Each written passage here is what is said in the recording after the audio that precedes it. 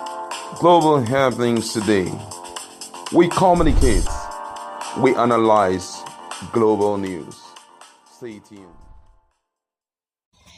Hello, beautiful people. Welcome to Global Happenings Today YouTube channel. We have two news to render. One has to do with the fact that in Nigeria, our problems are unique and it takes only Nigerians to solve the Nigerian problem. And it begins with the 2023 presidential polls, as the political elite seem to have taken their tones to become not only tribalistic or ethnical, but they've decided to look at their political career as a yardstick. In a moment, we're going to find out what is happening in APC that is causing Nigerians to get really worried, especially the average Nigerians on the street feeling the pains and the pangs of insecurity, inflation, and poverty at the highest level. Then in another news, Atiku Abubakar seems to be at a crossroad as PDP begins their flag of their campaign properly without, of course, Wike being present. And to make matters very interesting, one of the political activists have decided to tell Nigerians what is giving Atiku full confidence to do without Wike. In a moment, we're going to find out all this and much more. But before we do that, kindly subscribe to our channel by clicking on the red subscribe button. Beside it, you will see a bell notification icon. Please go ahead, click on it to get notified as soon as you update our channel on YouTube. Let's start with what is happening in APC. Well, according to the news, a former Minister of Works, Senator Adeseye Ogunlewa, on some hours ago, said that President Muhammadu Buhari's appointment of former governors into his cabinet as ministers is partly responsible for the non-performance witnessed in critical sectors of the Nigerian economy. Among former governors currently serving as ministers are Ralph Aregbesola, Minister of Interior, Chris Ngige, Minister of Labour and Employment, Silva Tembere, Minister of State for Petroleum, George Akome, Minister of Special Duties, and Adeniyi Adebayo, Minister of Industry, Trade and Investment. Other former governors like Rotimi Amechi, Godswill Akpabio, and Ogbonnaya resigned from the cabinet to contest in the 2023 general elections.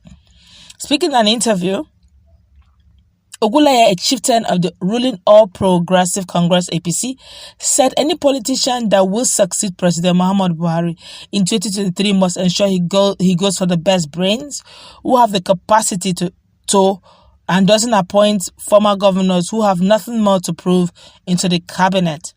While declaring support for Asiwaju Bola Tinubu, the APC presidential candidate, Ogunlewa said Tinubu's state of health is inconsequential as long as he has the right people in the cabinet to work for him.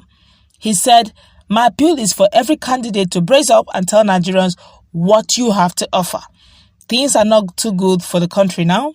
The level of unemployment, insecurity, poverty, lack of social amenities is alarming. So my own advice is that Nigerians must make a wise choice in 2023 by electing the best for the country. Let the best candidate who can save this country win." Amen. I say an amen to that. No matter the manifesto you prepare, no matter the knowledge that you have, if you don't have cerebral and committed people in your cabinet, you're going to be a failure. That is what is happening to this current administration, headed by President Muhammadu Buhari. No matter how good Buhari's intentions are, the cabinet is not performing to his satisfaction. That is why we have these problems we have today. So Tinubu's health will not matter much because what is important is the team he will assemble together. He must choose the best for the country because the people he appoints into his cabinet will be the ones that will drive this development we are talking about.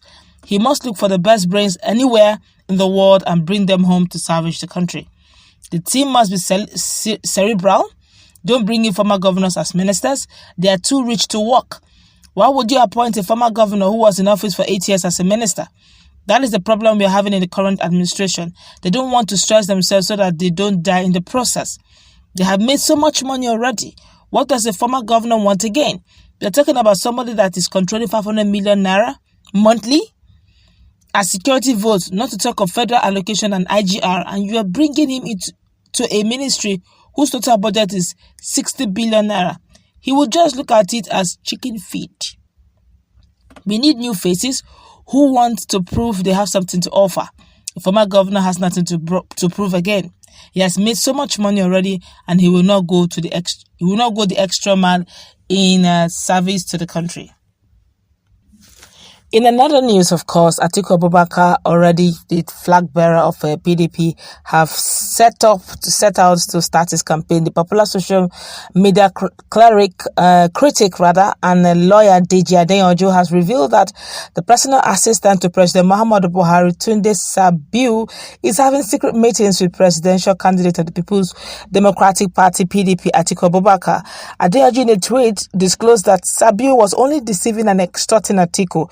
He wrote, and I quote, Tunde Sabiu, PA to Buhari and co., who deceived over 11 APC presidential aspirants to obtain forms, including Osibanjo, Rotimi Amechi, and others, is at it again, deceiving Atiku and telling him Buhari is supporting him. They are doing several secret meetings with Atiku to extort him. They are the ones giving Atiku all the fake overconfidence.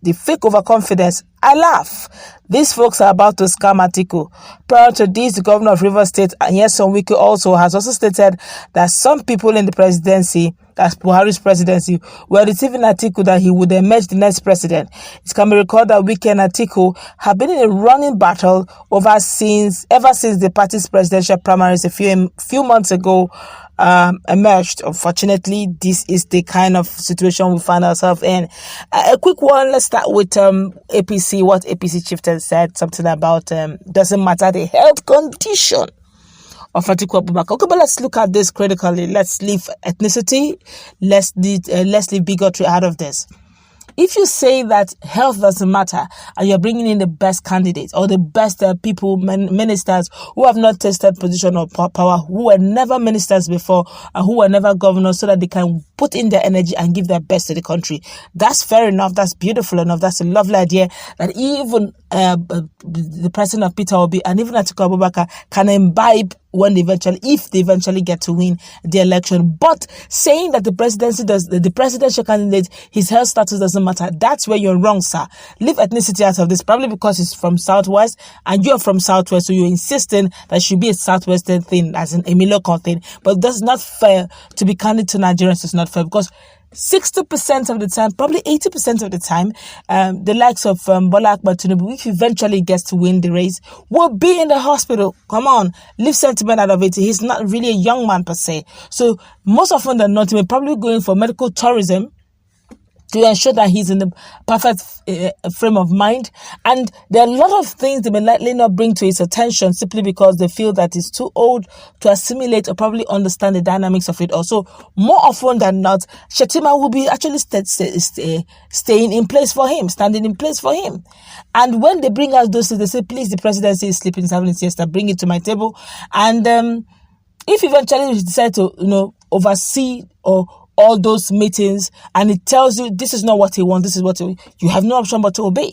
And if he insists on trying to drag it with him, he could decide to have one-on-one chat with the president and you're out. So the ministers will be more careful with what they bring to the table, especially if Shetima is not comfortable with the outcome. That's one. Two, it's unlikely that the presidential candidate, if he eventually gets to win, but it's unlikely that he will remember every information as you give it to him. He will tell you, just do whatever you think is right. Just do. But someone like Peter Obi Dati Yusuf, whose brain are sharp, young, viral, sharp man. By the time you bring it, their heads are already filled with so much economic policies. He said, no, I don't think you should. They will begin to, can you convince me why I should sign this? Those padded budget that usually bring from Senate, we will look at, no, how can you be spending 15 billion on spoons? What are we eating the spoon? They will scrutinize every detail. The corruption, why it is so big right now, is because the final person whose buck falls on the table, who the whole matter falls on the table, is probably not too healthy to go through it line by line, precept by precept, to discover the fraud. But someone who is articulate, who is sound, who is young, who is intelligent, he will see it, because he will definitely take his time to go through every report given to him. And that's exactly what most corrupt Nigerians do not want to hear. That's where we'll wrap it up.